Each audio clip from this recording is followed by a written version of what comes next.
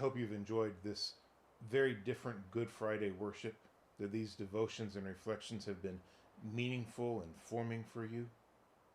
One final personality to consider as we close this time on this holy day: Joseph from Arimathea.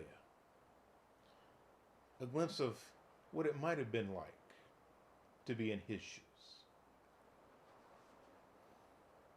I'm Joseph. I'm from a town in Judea, about 20 miles northeast of Jerusalem. I'm a disciple of Jesus, but as John points out, for a long time I was a secret disciple. I've been waiting and praying for the Messiah for, it seemed like forever. I was growing more and more convinced that Jesus was the one. So convinced that I became his disciple, his student. But I kept my affiliation quiet. Jesus was incredibly popular those days, but he was popular with all the wrong people. I was part of the in crowd. I associated with all the right people, the people who saw Jesus as a threat.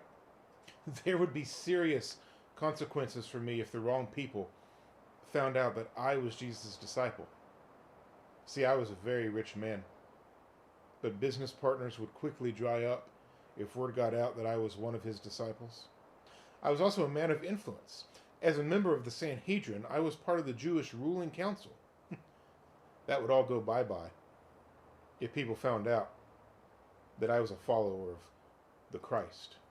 I'd be ostracized from my circle of friends. I'd be pushed out of those seats of power. I was afraid of all that I had to lose.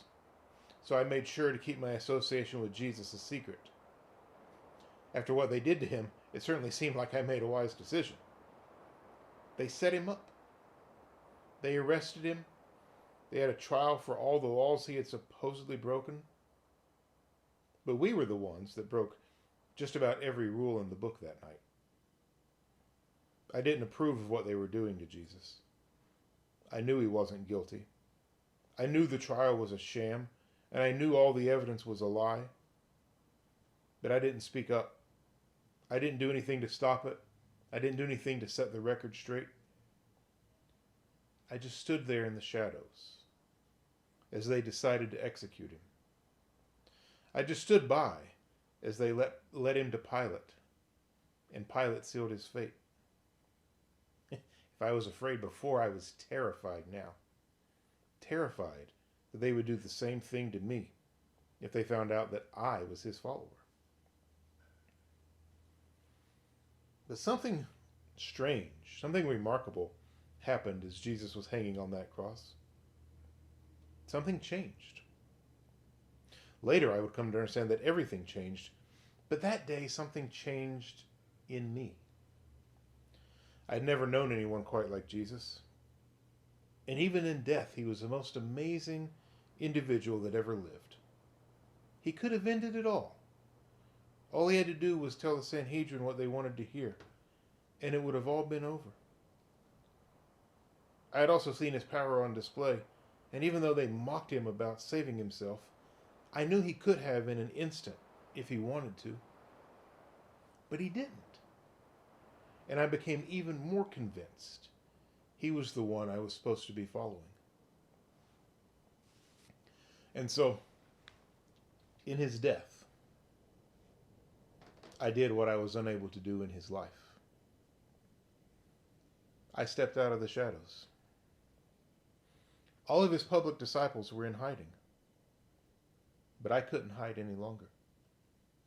I went to Pilate to ask for Jesus' body. Nicodemus, another member of the Sanhedrin, and we went and prepared his body as best we could in the time we had. We buried him in my own tomb. Touching the dead body made us unclean and meant that we would not be able to celebrate the Passover. But we didn't care, because it didn't matter. It was unimportant in the light of Jesus. Because what I learned that day is you can't really be a secret follower of Jesus. At some point, he calls all of us out of the shadows. We can't always allow our fear keep it a secret.